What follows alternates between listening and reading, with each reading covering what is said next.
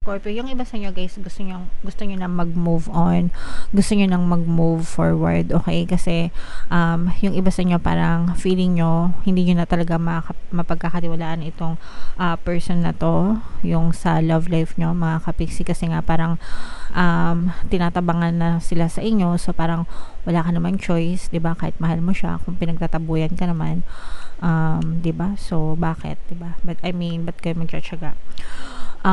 Yung iba sa inyo parang gusto nyo nalang magsimula ng clean slate pagdating sa love life. Yung pagiging emotional nyo naman yung kumakain sa inyo. Okay?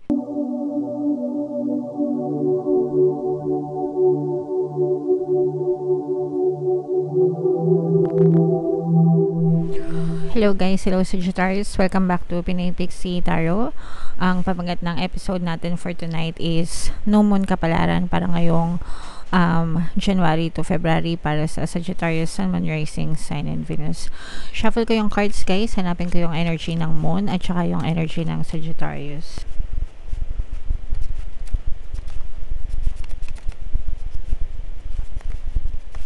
So ito yung Moon energy mga kapiksi. Ngayon naman hanapin natin yung energy ng Sagittarius.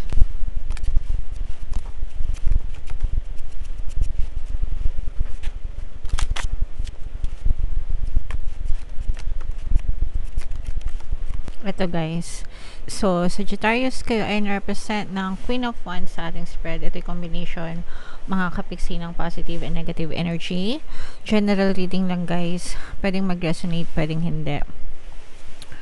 Yung ating new moon mga kapiksi ngayong January ay sa January 11, tapos yung next new moon naman natin guys ay sa February 9. So ang reading na to mga kapiksi ay para dyan sa period na yan mga kapiksi.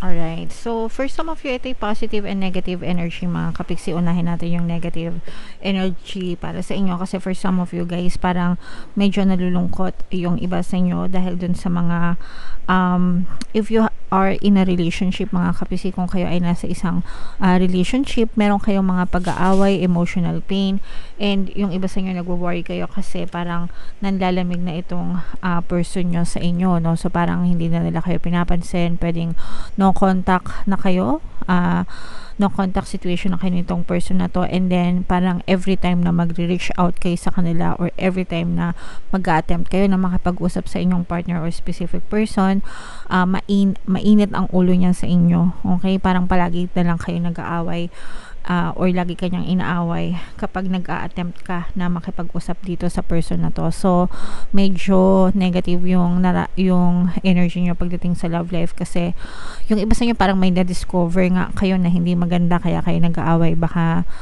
may nalaman kayo na hindi magandang ginagawa niya, baka meron siyang ginagawa behind your back, baka tinatraidor ka na pala niya, baka kung ano man, no? Nagbe-betray na pala siya sa'yo, and imbis na makipag-usap siya sa inyo, parang lalo pa siyang parang nakikipag-ano siya, parang mas nagiging defensive siya. Yung pakikipag-away niya sa iyo is parang defense mechanism niya yun, mga kapiksi, para wag mo siyang kausapin and wag siyang mahuli kahit nahuli nyo na siya. Okay? So, yun yung nakikita natin sa negative mga kapiksi. Kabaligtaran naman guys yung pagdating sa positive nyo, kasi pagdating naman sa positive guys, sobrang positive naman yung inyong kaperahan, no? Matibay yung pundasyon, parang matibay yung pundasyon, very stable yung job nyo, very stable yung income nyo mga kapiksi, and kung ano yung minamanifest nyo when it comes to money, kasi nga stable na yung kaperahan nyo, and yung iba sa inyo parang andali-dali nyo lang mag-attract ng pera or andali-dali nyo lang gumawa ng pera. So yan naman yung kabaligtaran naman ng love life nyo. Another thing to note mga kapiksi, huwag kayong mag-alala kasi yung love life nyo, yung lover nyo na or yung partner nyo, SP nyo na gumagawa ng hindi maganda sa inyo, babalikan naman sila ng karma. Okay? So, hayaan nyo na sila. I mean, wag nyong hayain na masira kayo ganyan, magtanim ng sama ng loob, kasi babalikan din naman sila ng karma. So hayaan nyo na yan si universe para sa kanila. Pero kayo naman, lalo naman kayong ibibless, no, pagdating sa inyong kaperahan, kasi lalo ka namang gagantimpalaan pa ni universe pagdating sa pera. Kung meron kayong mga inaantay na news, update, informasyon guys, pagdating sa pera, dadating din yan. So let's say for example, nag-aantay ka ng job offer, nag-apply ka last month, tapos wala pang update, ganyan. This time around, pwede ka nang tawagan, pwede ka nang kontakin ng mga in-applyan mo, o kaya ni-loan mo, ganyan, kung ano man. Basta may kinalaman sa pera, mga kapiksi. Okay? Ayan. So, meron tayong presence ng water sign, Cancer, Pisces, Scorpio. Yung iba sa inyo guys, gusto nyo na mag-move on, gusto nyo nang mag-move forward, okay? Kasi yung iba sa inyo parang feeling nyo hindi nyo na talaga mapagkakatiwalaan itong person na to, yung sa love life nyo, mga kapiksi, kasi nga parang tinatabangan na sila sa inyo. So parang wala ka naman choice, 'di ba? Kahit mahal mo siya, kung pinagtatabuyan ka naman, 'di ba? So bakit, 'di ba? But I mean, ba't kayo magtsatsaga? Yung iba sa inyo parang gusto nyo nalang magsimula ng clean slate pagdating sa love life. Yung pagiging emotional nyo naman yung kumakain sa inyo, okay? And parang naiisip nyo na there are a lot of fishes in the ocean, 'di ba? Marami pa dyan, marami pang babae dyan, marami pang lalaki dyan, mga kapigsi, no?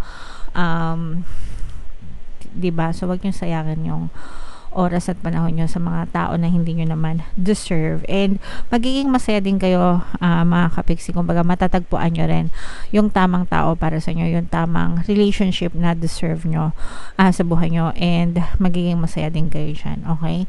So maybe not now, pero dadating at dadating yan, mga kapiksi, as long as naghilom na yung mga sugat nyo and maalis nyo na sa puso nyo yung mga galit, no?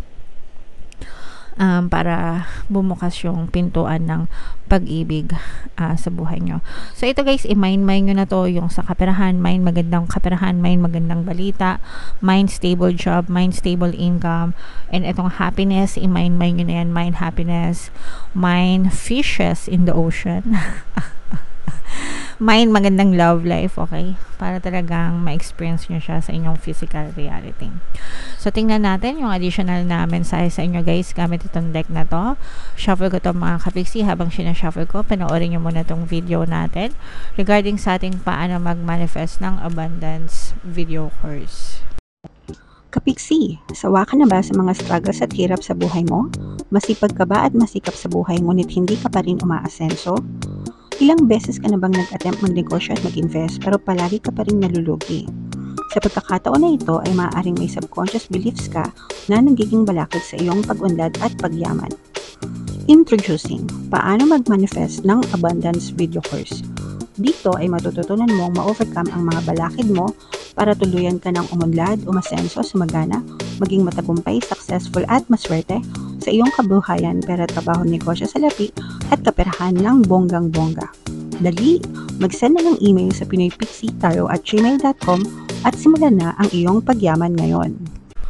Alright. So, sabay-sabay tayo sa pagyaman ngayon 2024, mga kapiksi, no? Mag-avail na kayo ng course kasi sobrang ganda talaga niyan. Huwag na kayong magpaiwan, guys. And bibigyan ko kayo ng 1 free pampaswerte subliminal, guys, ngayong January until 31. So, mag-avail na kayo. And meron din tayong email coaching, manifest your desires using the law of attraction. If meron kayong mga specific na gusto nyong i-manifest, pwedeng love and relationship, pwedeng money or career, mga kapiksi, pwede kayo magpabook ng email coaching session with me. Mag-send lang kayo, guys, ng email sa pinoypixitaro@gmail.com. So, ito guys, no? Sobrang ganda ng message para sa inyo. Be bold and make the first move. In layman's term, mga kapiksi, galaw-galaw. Galaw-galaw para hindi ma-stroke, okay? Yun yung, kumbaga parang maging masikap ka, maging matyaga ka, magkusa ka, no? Be bold and make the first move. Magkusa ka, wag mo antayin si universe na ibigay sa yung mga opportunities kung pwede mo namang gawin siya right now, mga kapiksi, no? And then mag-antay ka ng more positive results from the universe based dun sa energy na ginagawa mo, binibigay mo sa iyong physical reality, okay? Attune to the moon, guys. I am taking charge of my destiny. Okay? Again, I am taking charge of my destiny. So, i-comment nyo na yan sa baba, mga kapiksi. I-comment nyo yan sa comment section. I am taking charge of my destiny. Ikaw ang in charge sa buhay mo. Ikaw ang in charge sa destiny mo. Ikaw lang ang makakakontrol kung ano yung pwede mangyari sa buhay mo dahil ikaw lang ang may control sa pattern of thoughts mo, sa iniisip mo, sa mga belief mo, sa mga gusto mong paniwalaan sa buhay mo. Okay? Kung gusto mong yumaman, kung naniniwala ka na magiging mayaman ka. Pero kung pinaniniwalaan mo na malas ka. Whatever you believe to be true is always pushed out in your reality. Walang makakapagdikta sa'yo. Okay? Be bold and follow your heart and your emotions. In short, guys, kung ano ang nasa puso nyo, sundin nyo. Okay? Avoid recklessness or moving too fast. Wag din kayo magpadalos-dalos, no? Sa mga desisyon nyo, sa mga ginagawa nyo. Slowly but surely, mas maganda kaysa naman dun sa nagmamadali, di ba? Kung ang tumatakbo ng matulin, kung matinik ay malalim. Pag nadapa, malakas yung impact, no? So, mas okay na yung dahan-dahan, mga kapiksi, as long as may progress. Okay? Come into your power. The time for action is now. Okay? Guys, ang kaibahan ng mga taong nagtatagumpay sa mga taong nakakaalam ay nasa pagkilos. Kahit saan namakmak na kaalaman yung alam mo, pero hindi ka naman kumikilos, wala kang ginagawa, nga pa rin, wala ka pa rin makikitang resulta. Okay? And ask your angels to help you, mga kapiksi. Ask the divine for help. And hindi naman kayo nag-iisa, hindi kayo papabayaan. You're always being guided and supported no matter what, mga kapiksi. Okay? So, guys, grabe, sobrang ganda ng message nyo, mga kapiksi. Nasa iyo ang pagbabago. Kung gusto mong magbago yung takbo ng buhay mo, guys, dapat sa iyo mismo manggagaling ang pagbabago dahil ikaw ang in charge sa pattern of thoughts mo. Again, whatever you perceive to be true will always be pushed out in your reality. Alright? So, comment down below, Sagittarius, if feeling nyo nakaresonate kayo dito sa message na to, and i-mind nyo na yung mga pinapa-comment ko sa inyo sa baba. Ito yung ating 2024 kapalaran, guys. Panoorin nyo na. And ito naman yung ating success stories ng paano mag-manifest ng abundance video course. Click here to subscribe, guys, and click here to join our membership program. Thank you for liking, sharing, and subscribing. See you again next time. I love you all. Have a nice day. Bye-bye.